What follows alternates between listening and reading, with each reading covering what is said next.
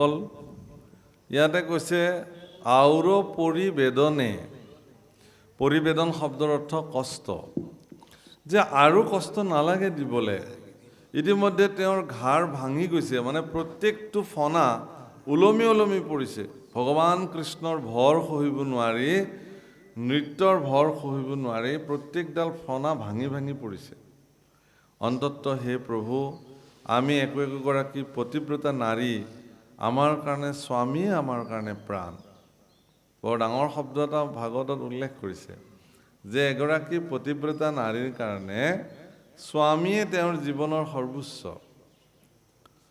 আমাৰ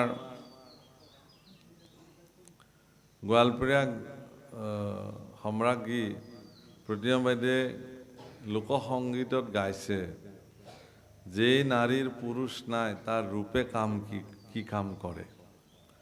মানে গোৱালপৰীয়া ভাষাত যে নারীর পুরুষ নাই ও তার রূপে কি কাম করে সখী ও, আরে হায় হস্তির কন্যা রে, খানে কুদয়া নাই মাহু তক লাগিয়া হারে। মানে নাৰী এগৰাকী যিমানে সৌন্দৰ্যশালী নহওক কেলে, ভাৰতীয় সমাজ ব্যৱস্থাত এগৰাকী নাৰীৰ কাৰণে শ্ৰেষ্ঠ ভূষণ হ'ল তেওঁৰ স্বামী। সমাজ ব্যৱস্থাত পতি পত্নী, আমাৰ ভাৰতবৰ্ষৰ সমাজ ব্যৱস্থা অনুযায়ী স্বামী স্ত্ৰীক এটা যুগৰ সম্বন্ধ বুলি নধৰে, 7 জনমৰ সম্বন্ধ বুলি ধৰা হয়। সেইকাৰণে কৈছে যে আমি যেহেতু পতিব্ৰতা নাৰী, গতিকে আমাৰ কাৰণে স্বামী মুখ্য প্ৰাণ, আমাক তুমি অনাথ নকৰিবা হে প্ৰভু, এই বুলি প্ৰত্যেকগৰাকী মানে নাগপত্নীয়ে আচল পাতি ভগৱান কৃষ্ণৰ পৰা নিজৰ স্বামীৰ প্ৰাণ ভিক্ষা বিচাৰিছে। আৰু ইয়াত লিখিছে, এহি বুলি কান্দয় কৃষ্ণৰ পাৱে পৰি, নয়নৰ পৰা পৰয় আতি লোতক নিগৰি, পতিৰ সন্তাপে প্ৰাণ ফুটি যেন পৰে, স্ত্ৰীৰ কাৰুণ্য কৃপা সম্পজিল বৰে। গতিকে এগৰাকী স্ত্ৰীৰ এনে কাৰুণ্য প্ৰাৰ্থনা দেখি ভগৱান কৃষ্ণৰ হৃদয়ত কৰুণা উপজিলে, দয়া উপজিলে, যে ঠিক আছে বাৰু, কাৰণ তেওঁলোকে যিহেতু প্ৰাৰ্থনাই কৰিলে। কৃষ্ণ দিয়ক। ৰাম বিমূৰ্ছিত কালিকো দেখিয়া কৃষ্ণ দেৱে, অহৰ্বৰগিৰৰ পৰা নামিলন্ত দেৱে, ৰামে ধাতু নামি আইল জিলে কথম কথমপি, অজমৰ পুৰৰ পৰা আইল পুনৰপি।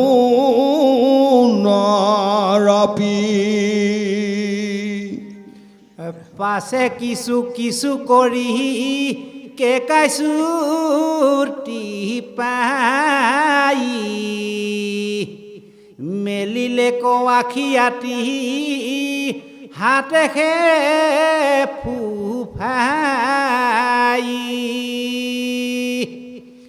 জানিলে কৃষ্ণ এন্তে জগতৰ নাথ, কৰিলা প্ৰণাম নমাই হাজাৰে কমাথ। হে ৰাম মহাবেদনাত তাৰ মুখে নাখ মাত, লাখে লাখে বুলৈ কীৰ্তঞ্জলি কৰি খাত, সহজে দুৰ্জনয় আমি কুৰসৰ্প জাতি, অহৰ্বক্ষণে নুগুচয়া মাৰ ক্ৰোধয়াতি।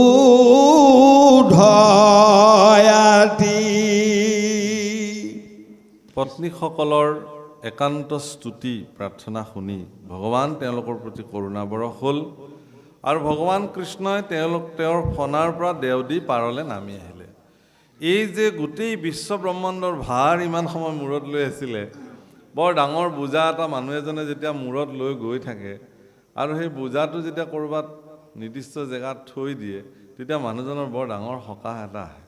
ঠিক তদ্ৰূপ সমগ্ৰ বিশ্ব ব্ৰহ্মাণ্ডৰ ভাৰ লৈ সহস্ৰ নাগৰ ফণাত যেতিয়া ভগৱান কৃষ্ণই নৃত্য কৰি থাকিলে, সেই দৃশ্য বা সেই সময়ত সেই অৱস্থাত কি হ'ল, তেওঁ যেতিয়া নামি আহিলে তেতিয়া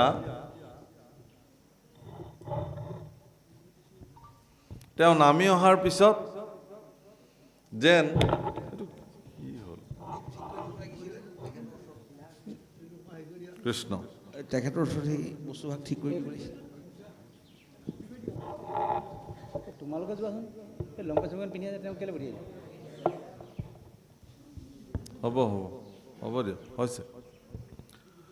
গুচি আহা। গতিকে তেখেতে কি হৈছে তেতিয়া নালাগে আৰু হ'ব। তেতিয়া কি হ'ল, তেওঁলোকৰ ভাৰটো কমি আহিলে।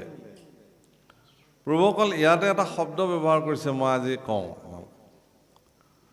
সহস্ৰ নাগে ভগৱান কৃষ্ণক কোনোমতে কেকাই জেকাই এটা কথা স্বীকাৰ কৰিছে যে আমি অজ্ঞানী সৰ্পজাতি, আমাৰ আটাইতকৈ ডাঙৰ দুখটো কি জানে, আমি বৰ ক্ৰূৰ। খুব মন কৰিব, ক্ৰূৰ শব্দৰ অৰ্থ হ'ল কি ক্ৰোধী, অস্থিৰ, ক্ৰোধী।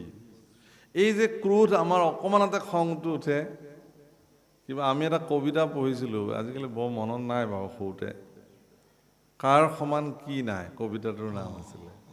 সাপৰ সমান খং কাৰো নাই নাই, হিমালয় সমগিৰি পৃথিৱীত নাই, এনেধৰণৰ কবিতা এভাগ পঢ়িছিলোঁ। গতিকে সাপৰ সমান খং নাই, এই খংটোৱে তেওঁলোকৰ জীৱনৰ কাৰণে বিকৃতি, ক্ৰোধ। আপোনালোকক ক্ৰূৰ শব্দ, ক্ৰূৰ ভাগৱতত এগৰাকী চৰিত্ৰ আছে, এটা ব্যক্তি, যাৰ নাম অক্ৰূৰ। যেনে আচ্ছা, আপোনালোকে জানে এটা খুব ধুনীয়া কাহিনী, ভাগৱতত উল্লেখ আছে। ভগৱন্ত পুৰুষে তেওঁ যেতিয়া দ্বাৰকাধীশ হৈ থাকে, দ্বাপৰ যুগৰ কথা, তেতিয়া সূৰ্যৰ এগৰাকী পৰম ভক্ত, তেওঁৰ নাম আছিল সত্ৰাজিত। সত্ৰাজিত নামৰ সূৰ্যৰ ভক্তজনে বহুকাল সূৰ্যক আৰাধনা কৰাৰ পিছত সূৰ্য দেৱতা তেওঁৰ প্ৰতি সন্তুষ্টি হৈ তেওঁক এটা খুব মূল্যৱান মণি প্ৰদান কৰিলে, যাৰ নাম শ্যামন্তক। শ্যামন্তক হৰণ বুলি এটি অধ্যায় আছে, ভাগৱততো আছে, কীৰ্তনতো আছে। সেই শ্যামন্তক মণিটো যেতিয়া ভগৱান সূৰ্য দেৱতাই তেওঁক প্ৰদান কৰিছিল, সেই শ্যামন্তক মণিটো তেওঁ ঘৰলৈ লৈ আহিছিল। এতিয়া শ্যামন্তক মণিটোৰ ক্ষমতা সম্পৰ্কে শাস্ত্ৰত বৰ্ণন কৰিছে যে জৈত থাকেইতো মণি শ্যামন্ত, নাহিকে দুৰ্ভিক্ষ মাৰি মৰক, নাহিকে ব্যাধি ব্যাঘ্ৰ সৰ্প ভয়, একো উপসৰ্গ নোপোজে তয়। য'ত এই মণি থাকিব তাত কোনো ধৰণৰ উপসৰ্গ নজন্মে। উপসৰ্গ শব্দৰ অৰ্থ ইয়াতে কি বুজাইছে, মৃত্যুৰ কোনো কাৰণ তাত উৎপত্তি নহয়। অৰ্থাৎ যাৰ লগত থাকিব শ্যামন্তক মণি, তেওঁ মৰিবৰ কাৰণে কোনো ধৰণৰ উপসৰ্গ সৃষ্টি নহয়। এনেকি হিংস্ৰ জন্তু, ব্যাঘ্ৰ সৰ্প আদিৰ কাৰণে আক্ৰমণতো তেওঁৰ মৃত্যু নহয়। আৰু আটাইতকৈ মন কৰিবলগীয়া যে যি স্থানত এই মণি থাকিব, প্ৰতিদিনে 8 ভাৰকে সোণ সেই মণিটোৱে প্ৰসৱ কৰিব।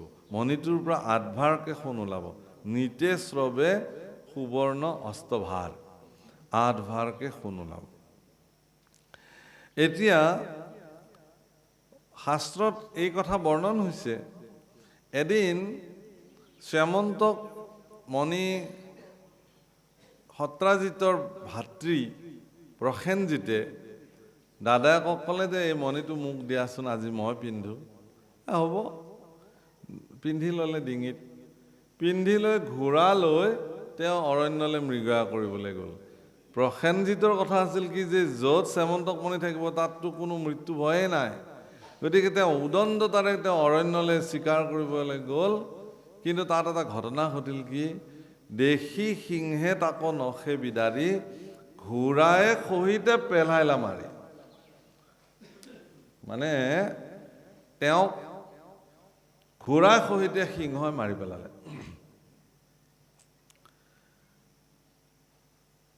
এতিয়া সেই সিংহটোক আকৌ দেখিলে মণিটো লৈ গৈ থকা অৱস্থাত ভালুক এটাই, ঋক্ষৰাজ অৰ্থাৎ জাম্বুৱন্তই দেখিলে। জাম্বুৱন্তৰ লগত আকৌ সিংহৰ যুদ্ধ হ'ল। সিংহক মাৰি সেই জাম্বুৱন্তই মণিটো লৈ নিজৰ গুহালৈকে লৈ গ'ল। নি আৰু তেওঁ দেখিছে ধুনীয়া মণি এটা, নিজৰ জীয়েক জাম্বুৱতীক তেওঁ এইটো খেলিবলৈ দিছে, তই এইটো খেলি থাক।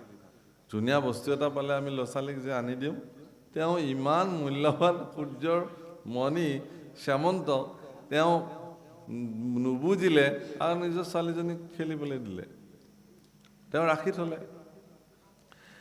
ইতিমধ্যে সেই মণিটোৰ কথা যেতিয়া সমস্ত ভাৰতবৰ্ষত পৰিব্যাপ্ত হৈছিল, দ্বাৰিকাধীশ ভগৱান কৃষ্ণই এই বাৰ্তাটো পোৱাৰ পিছত এদিন সত্ৰাজিতক সুধিবলৈ আহিছিল যে হে সত্ৰাজিত, তোমাৰ হাতত যদি এই মণিটো থাকে, এই মণিটোৱে তোমাক এদিন অহংকাৰী কৰি তুলিব।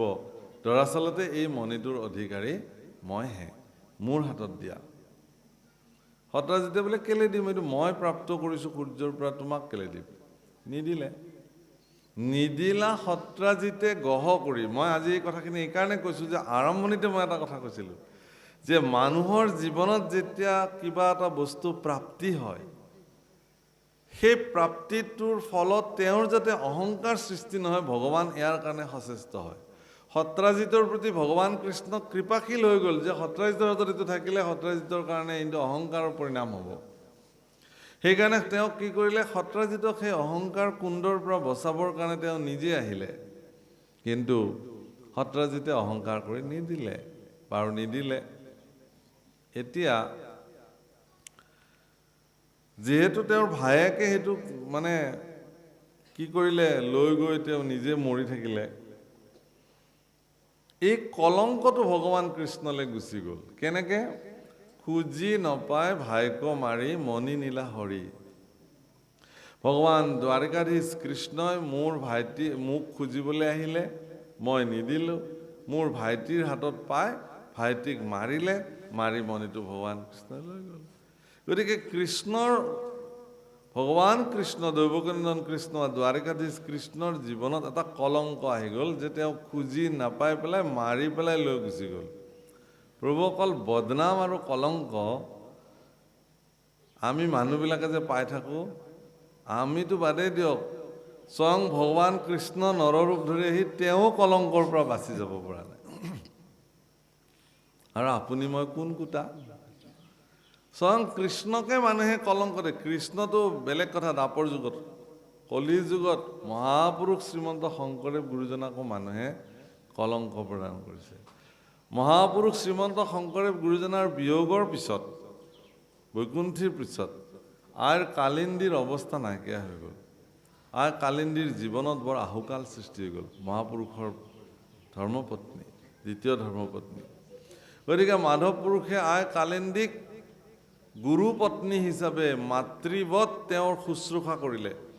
তেওঁৰ স্বাস্থ্য বেয়া হৈ গ'ল, বৃদ্ধ অৱস্থা হ'ল। তেওঁক খোৱা ধোৱা, দিয়া থোৱা, শুশ্ৰূষা, মানে মই সৰু উদাহৰণ এটা দিওঁ। যেতিয়া পাটবাউসীত থাকে আই কালিন্দী, তেতিয়া পাটবাউসীৰ কাষেৰে যিটো নৈ বৈ গৈছে জান, তাৰ আগত কিছুমান মানুহে মাছ মাৰে। সেই মাছ মাৰিলে একদম ৰাতিপুৱাই মাছ মাৰে কাৰণে পানীটো ঘেলা হৈ খোদালি দিয়ে নহয়, পানীটো লেতেৰা পানী আহে। গতিকে ৰাতিপুৱা উঠি আই নৈত স্নান কৰিব নোৱাৰা পৰিস্থিতি হ'ল। মাধৱ পুৰুষক খবৰ দিলে, গণকুচিৰ পৰা মাধৱ পুৰুষে গৈ মাধৱ পুৰুষে নিজে তাতে কুঁৱা খান্দিছে, পাত কুঁৱা খান্দি একদম সুন্দৰ পানীৰ ব্যৱস্থা আইক কৰি দিছে। মানে এটা উদাহৰণ মই দিছোঁ। তাৰপিছত দেখিলে যে দূৰ হয় সুন্দৰীৰ পৰা এই মহাপুৰুষ তালৈকে যাবলৈ, সেইকাৰণে আইক আনি সুন্দৰী থানতে, সুন্দৰী দিয়া সত্ৰ, বৰপেটাৰ সুন্দৰী দিয়া সত্ৰত পাটবাউসীৰ পৰা আনি পেলাই মহাপুৰুষে সুৰক্ষিতভাৱে তেওঁ ঘৰ দুৱাৰ সাজি দিলে। নিজ হাতে আইক পালেং সাজি দিছিলে মহাপুৰুষ মাধৱদেৱে। আজিও তেওঁৰ হাতেৰে সজাই দিয়া পালেংখন আজিও বৰপেটাত সুন্দৰী দিয়া সত্ৰত সংৰক্ষিত হৈ আছে, আইৰ কালিন্দীৰ যিভাগ পালেং। গতিকে কিন্তু মানুহে কি দিলে অপযক, যে গুৰু পত্নী হ'ল বুলিয়ে ডেকা ল'ৰা এটা মাধৱদেৱ, তেওঁনো ইমান কেলে লাগি থাকিব লাগে, কিবা নিশ্চয় আছে সম্পৰ্ক। এয়া আমাৰ মানুহ, বুজিছে? এয়া মানুহৰ চৰিত্ৰ। পুৰুষোত্তম শ্ৰী ৰাম বাচি যাব পৰা নাছিল মানুহৰ বদনামৰ পৰা। জগত জননী পৰম শান্তি আই জানকী বাচি যাব পৰা নাছিল মানুহৰ সমালোচনাৰ কাৰণে। কৃষ্ণ। মানুহ নামৰ জীৱ ইমানেই ভয়ংকৰ, মই আপোনালোকক ক'লোঁ, অকণমান দিগদাৰ দিবই আজি। মানুহ ইমানেই ভয়ংকৰ, আহাচোন এইটো অকণমান হ'ব, ঢিলা কৰি অলপ ছুটি কৰি দিবা সেইডাল। হ'ব, এতিয়া নাযায় আৰু। যে ইমানে ভয়ংকৰ হৈছে।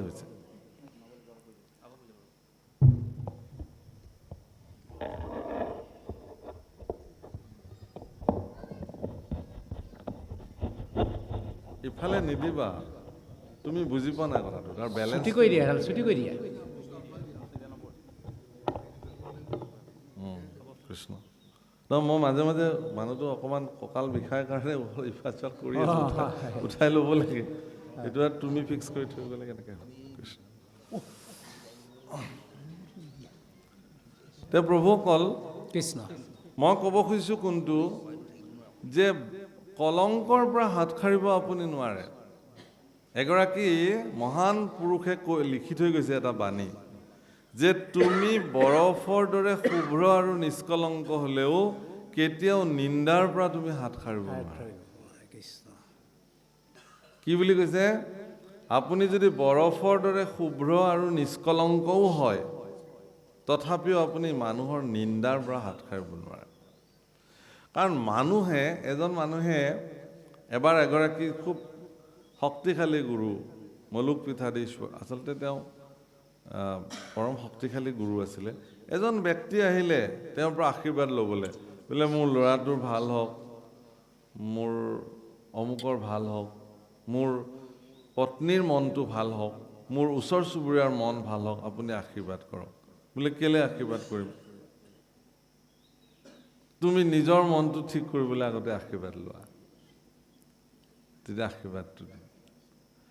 অৰ্থাৎ মই নিজে ঠিক হ'ব লাগিব, তাৰপিছত মই আনৰ কথা ভাবিব পাৰিম। গতিকে কৃষ্ণকো কলংক প্ৰদান কৰিলে প্ৰভুসকল, যে তেওঁ মাৰি পেলাই লৈ গ'ল। এটা হত্যাৰ কলংক ভগৱান কৃষ্ণক যেন প্ৰদান কৰিলে। তো ভগৱান কৃষ্ণই বোলে না, মই এই কলংকটোতো মোচন কৰিব লাগিব, সেই বুলি তেওঁ বিচাৰি গ'ল অৰণ্যলৈ। গৈ দেখে যে প্ৰসেনজিৎ মৰি আছে, ঘোঁৰাটো মৰি আছে। কিছু দূৰ গৈ দেখিলে যে সিংহ এটা মৰি আছে, সিংহই মাৰিছে, যুদ্ধ হৈছে সিংহৰ লগত, সিংহও মৰি আছে। সিংহৰ লগত আকৌ ভালুকৰ যুদ্ধ হৈছে, ভালুকৰ খোজ বিচাৰি বিচাৰি গৈ তেওঁ গুহা এটাৰ সন্মুখ পালে, আৰু সেই গুহাৰ ভিতৰত তেওঁ প্ৰৱেশ কৰি ভালুকক দেখিলে আৰু ঋষৰাজ জাম্বুবন্তক দেখিলে, আৰু জাম্বুবন্তৰ লগত তেওঁৰ যুদ্ধ হ'ল। 28 দিন যুদ্ধ হৈছে, ভাগৱতত লিখিছে। গতিকে 28 দিন যুদ্ধৰ অন্তত সৰ্বশৰীৰ বিষ যন্ত্ৰণাৰে জৰ্জৰ হৈ জাম্বুবন্তই ভগৱান শ্ৰীকৃষ্ণৰ চৰণত পৰি প্ৰণাম জনাই কৈছে যে হে প্ৰভু, তুমি মোৰ প্ৰভু ৰাম হ'ব লাগিব, কাৰণ মোক ৰামৰ বাহিৰে পৃথিৱীত কোনো এজন পুৰুষ নাই যিজনে মোক পৰাস্ত কৰিব পাৰে। তেতিয়া ভগৱান শ্ৰীকৃষ্ণই ক'লে, এৰা হয় মই সেইজন। প্ৰভু, মোৰ এটা নিবেদন প্ৰাৰ্থনা কি, যে মই আজি প্ৰভুক নেদেখা আজি এটা যুগ হৈ গ'ল, তেতাৰ যুগতে প্ৰভুক শ্ৰীমুখ দৰ্শন কৰিছিলোঁ, গতিকে তুমি মোক এবাৰ মোৰ প্ৰভুৰ ৰূপটো দেখুৱাই দিয়া। ভগৱান শ্ৰীকৃষ্ণই গুহাৰ ভিতৰতে নিজৰ ৰামচন্দ্ৰৰ স্বৰূপ অলপ সময়ৰ কাৰণে দেখুৱাইছে, ভক্তক সন্তুষ্টি কৰাইছে। পৰম সন্তুষ্টিৰে তেওঁৰ নিজৰ তুলনীয়া কন্যা জাম্বুৱতীক ভগৱান কৃষ্ণৰ লগত বিবাহ দিছে আৰু যৌতুক স্বৰূপে সেই মণিটোকে প্ৰদান কৰিছে। ভগৱান কৃষ্ণই জাম্বুৱতীক লৈ ঘৰলৈ আহিছে আৰু সেই মণিটো তেওঁ সত্ৰাজিতক প্ৰদান কৰিছে। সত্ৰাজিতে বোলে, এইটো মোৰ আৰু এইটোত অধিকাৰ নাই প্ৰভু, তোমাৰ ক্ষমতাটো মই বুজি পালোঁ, কাৰণ এইটো মোৰ লগত থাকিলে এনেকুৱা আহুকাল হৈয়ে থাকিব। আজি প্ৰসেনজিৎ মৰিছে, কাইলৈ আকৌ মোৰ ল'ৰা যাব, কোনোবা যাব, গতিকে এইবোৰ মই ৰাখিব খোজা নাই, তোমাকে মই অৰ্পণ কৰিলোঁ। ভগৱান কৃষ্ণ কৈছে, মোক আৰু নালাগে, মই তোমাৰ বস্তু তোমাক খুজিব আহিছিলোঁ, তুমি নিদিলা, গতিকে তুমি এইটো লোৱা। নিজৰ জীয়েকক বিয়া দিছে, দি তেওঁ সেইটো উপহাৰ দিছে। তেতিয়া ভগৱানে কৈছে যে ঠিক আছে বাৰু, কিন্তু পৰৱৰ্তী সময়ত সেই মণিটো, মই সেই কথাটোৰ কাৰণে বিষয়টো আনিছিলোঁ, সেই মণিটো শ্যামন্তক মণিটো কাৰ হাতত থাকিলে জানে? অক্ৰূৰৰ হাতত থাকিলে। আচলতে শ্যামন্তক মণিটোৰ শব্দটো হ'ল নাম, ঈশ্বৰৰ নাম। শ্যাম অন্ত, য'ত ভগৱান কৃষ্ণ সমাহিত হৈ থাকে। গতিকে সেই নাম বস্তু, ভগৱানৰ অমৃত চৰিত্ৰ, সেইবোৰ কাৰ হাতত থাকে? অক্ৰূৰৰ হাততহে থাকে। আপুনি যিদিনাখন অক্ৰূৰ হ'ব, সিদিনাখন আপোনাৰ তাত থাকিব। সেইকাৰণে অক্ৰূৰ ভগৱানে অক্ৰূৰক দিছিলে। আজি ইয়াতো কৈছে যে আমি ক্ৰোধী, কৈছে যে হে ভগৱান, আমিবিলাক অত্যন্ত ক্ৰোধী আৰু আমি ক্ৰূৰতাৰ কাৰণে আজি মোৰ জীৱনত এইটো হ'ল, আৰু তুমি মোক ইয়াৰ পৰা কৃপা কৰা। সৰ্বক্ষণে নুগুচে আমাৰো ক্ৰোধ আতি। ইয়াৰ পৰা শিক্ষা কি? যে ক্ৰোধ, আপুনি ক্ৰোধ পৰৱশ হ'ব নালাগে। ক্ৰোধটো চব মানুহৰে আছে, লোভ, মোহ, কাম, ক্ৰোধ, মদ, মাৎসৰ্য, এইকেইটাক বিকৃতি বুলি কৈছে মানুহৰ জীৱনত, দুখ। এইবিলাক বিষয় আক্ৰোশ বুলি কৈছে। গতিকে ক্ৰোধ পৰৱশ, আপুনি আপোনাৰ দৈনন্দিন জীৱনত যদি ক্ৰোধক আপুনি নিয়ন্ত্ৰিত কৰিব নোৱাৰে, তেতিয়াহ'লে কিন্তু সেই ক্ৰোধে আপোনাক এই বিপদত পেলাব। আৰু হয়ো ক্ৰোধেই মানুহক বিপদত পেলায়। আপুনি চাব, আপোনাৰ যেতিয়া ক্ৰোধ উঠিব, খং উঠিব, এজন ব্যক্তিৰ যেতিয়া ক্ৰোধ উঠে, তেতিয়া তেওঁ হিতাহিত জ্ঞান হেৰুৱাই পেলায়। অৰ্থাৎ সুস্থিৰভাৱে ভাবিব পৰাৰ ক্ষমতাটো তেওঁৰ নাইকিয়া হৈ যায় সেইখিনি সময়ত। মই সেইকাৰণে কয় বহুতে, বেয়া নাপাব দেই, মোৰ খং উঠি গ'ল, মই ভাবিবই নোৱাৰিলোঁ কি কৰিব লাগিব, বেয়া নাপাব। পিছত অনুশোচনা যেতিয়া কৰে, সেইটো কথা কয়। আজি সেই একেখিনি কথাকে কোনে কৈছে? কালি নাগে কৈছে যে মই ক্ৰোধৰ বশৱৰ্তী হৈ কৰিলোঁ আপোনাৰ অপকাৰ, গতিকে মোক তুমি ক্ষমা কৰিব লাগে প্ৰভু। মই কোনটো কথা কৈছে, এটা কথা চাব, আমাৰ মহাপুৰুষে বাশাস্ত্ৰত লিখিছে, লোভ মোহ কাম ক্ৰোধ বিষয় আক্ৰোশে, নোচোয় মূৰ ভকতক একো দুখে। চাব, যেতিয়া লোভ মোহ কাম ক্ৰোধ বিষয় আক্ৰোশে, নোচোয় মূৰ ভকতকে একো দুখে বুলি ক'লে। এদিন এজন ভকতে, এনেকে গুৰুজনাই শাস্ত্ৰৰ কথা কৈ থাকোঁতে এজন ভকতে পলমকে আহিলে। গুৰুজনাই বোলে, তুমি পলম কৰিলা যে? বোলে মই অকণমান এই মৎস্য ধৰিছিলোঁ খাবলৈ বুলি, সেইকাৰণে এনেকুৱা কথা কৈছে। কৈছে তুমি সন্ত পুৰুষ হৈ ভকত হৈ পেলাই আকৌ কি মৎস্য ভোজন কৰা? কৈছে বোলে আপুনিয়ে লিখিছে নহয় প্ৰভু গুৰুজন, লোভ মোহ কাম ক্ৰোধ বিষয় আক্ৰোশে নোচয় মোৰ ভকতক একো দুখে। গতিকে মোৰ মাছ খাবলৈ লোভ উপজিছে, এই লোভে মোকতো একো কৰিব নোৱাৰে নহয়, কাৰণ মইতো ভকত হৈছোঁ। আপুনিয়ে লিখিছে নহয়, লোভ মোহ কাম ক্ৰোধ বিষয় আক্ৰোশে নোচোয় মোৰ ভকতক চুবই নোৱাৰে এইবিলাক দুখে। গুৰুজনাই বোলে সৰ্বনাশ, মাধৱ পুৰুষক বোলে লৈ আহাচোন পুথিখন, ক'ত এইখন লিখিলোঁ মই, আৰু কলমটো লৈ আহিবা। বোলে কি কৰে? বোলে এইটো কাটি থৈ যাওঁ, কাৰণ পিছত নহ'লে এইটোক অজুহাত দি পেলাই মানুহটো তাৰমানে এনেকুৱা অদ্ভুত জীৱ, নিজৰ স্বাৰ্থৰ কাৰণে মানুহে যিকোনো সাং ৰচনা কৰিব পাৰে, এইটো মানুহৰ নিয়ম। গতিকে মানুহে কৰে এইবিলাক। গতিকে গুৰুজনাই বোলে না মাধৱ পুৰুষে কৈছে নহয়, এইটো থাকক, আপোনাৰ মৈলামেৰে এইটো সৃষ্টি হ'ল, ই থাকক, ইয়াৰ ওপৰত বিশ্লেষণ হওক, আলোচনা হওক। দৰাচলতে কি ক'লে যে লোভ মোহ কাম ক্ৰোধ বিষয় আক্ৰোশে নোচোয় মোৰ ভকতক একো দুখে। আচলতে লোভ মোহ কাম ক্ৰোধ এইবিলাক একো একোটা দুখ মানুহৰ জীৱনত, দুখ। মোৰ যদি অত্যাধিক ক্ৰোধ আছে এইটো মোৰ দুখ, মোৰ যদি অত্যাধিক লোভ জন্ম হৈছে এইটো মোৰ কাৰণে দুখ। এনেধৰণৰ সামাজিক বিকাৰবিলাক, শাৰীৰিক বিকাৰবিলাক, দুখবিলাকে মোৰ ভক্তসকলৰ শৰীৰ স্পৰ্শই নকৰে। অৰ্থাৎ মোৰ ভক্তসকলৰ হৃদয়ত লোভৰ উৎপত্তিয়ে নহয়, ক্ৰোধৰ উৎপত্তিয়ে নহয়, মোহৰ উৎপত্তিয়ে নহয়, হ'ব নোৱাৰে। সেইটোহে লিখিছিল গুৰুজনাই।